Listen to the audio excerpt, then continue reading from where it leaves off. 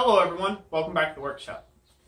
Today we're going to talk about there is no I can't in business. So I see a lot online, a lot of different negativities, a lot of people telling you can't do things or you will not be successful at whatever your venture is that you're trying to take and start up. And we've talked a little bit about this before in some of our other Blacksmithing of Business series. Our little talks and chats and get-togethers. And really, it's all a matter of perspective. So if you tell yourself that you can't do something, you're going to be 100% correct. Usually 100% of the time. Yeah. Because if that's what you believe, then that's ultimately what you will follow after. And so therefore, you'll get exactly what you're looking for, which is not much. Multiple times have I been told I can't start my own company. There's no money in blacksmithing. There's no money in running your own little shop or your business, I still get people to this day, well-meaning people that give me clippings for jobs that I could do. Go out and get a real job kind of thing. Right. And they do it under this pretense of being nice, but what it is, they don't really understand what I do, and they can't believe that I actually make money at what I love to do. And so, therefore, you've got to stop telling yourself, I can't. That's why the subject matter is, there is no I can't in business. That's right. Yeah, it's in your perspective, like you say. You can either look at it as the glass is half empty or the glass is half full. And so when you come to a situation or even a goal for yourself or something that you would like to obtain or something you'd like to buy, perhaps it would take you a while to save up or to come up with a way to purchase it. It's all about setting the goal for yourself and then figuring out the steps to attain it. Not just seeing it as this unsurmountable wall that you'll never be able to get past. Exactly. So if you look at a lot of great men in history and even great women and just great people in general, let's go there. Let's make it all an generalized statement. But usually the people that are the most remembered are the ones that have failed the most. They failed a bunch and they just kept telling themselves that they could. They had people giving them newspaper clippings saying, go get a real job. Mm-hmm. And, and plenty of people saying, you can't do that. You can't do that. You couldn't afford that. You can't do this. And they said, watch me. And they just went ahead and did anyhow. And they saw through that. And never once did they tell themselves, I can't. Because if they did, then they exactly would not have been able to accomplish what they accomplished. And so much, let's bring it a little closer to home. I hear a lot of I can'ts in the forging industry with, I can't afford that anvil. I can't afford that tool or power hammer. I can't forge that large of stock. I can't do this or whatever. I can't is an excuse for not wanting to. That's it. Mm-hmm. It's basically an excuse. If you tell yourself, I can't do something, you won't do something, and you have only yourself to blame. And same thing when it comes down to buying equipment or buying shop tools or buying things of that nature. Stop telling yourself that you can't. Get started, be proactive, put a plan in today of how you're going to achieve that item. In my shop, you can see over here to my left, I have my little smallish homemade power hammer that I built myself. I made that because at that time, I was not able to afford buying a $5,000 power hammer. That role has reversed. Now, I can afford a $5,000 power hammer, and I don't want one.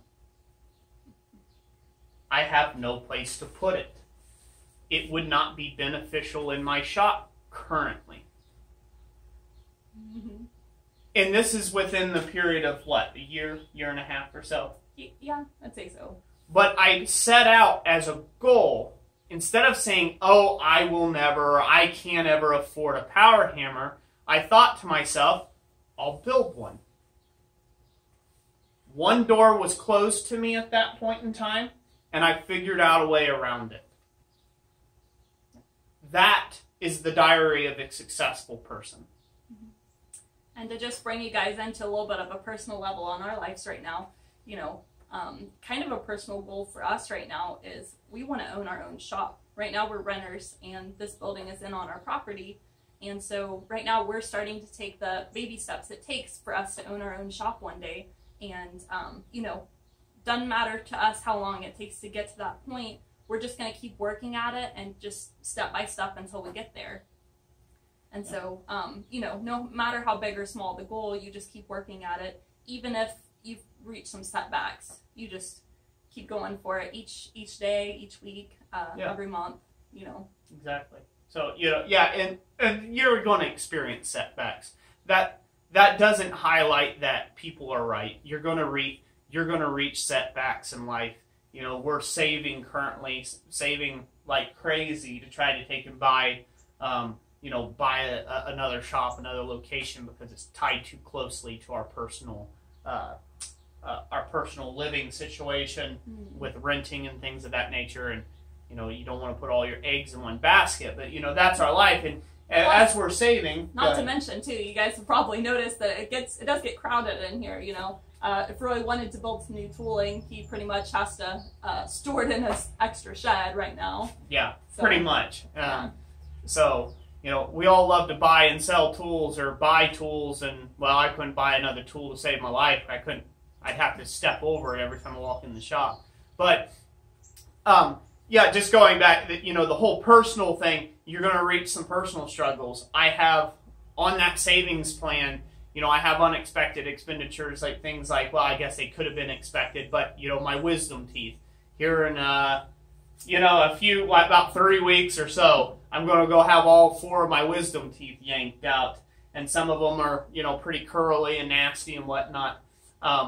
And that is getting paid all out of pocket. You know, as we don't have a good insurance, you know, for ourselves. But, you know, all that's coming straight out of pocket to take and pay for that. And let me tell you, it's not cheap at all. No. It's not cheap at all. And, you know, but thank God, you know, we're blessed and we're able to take and handle that cost. The provision was already there.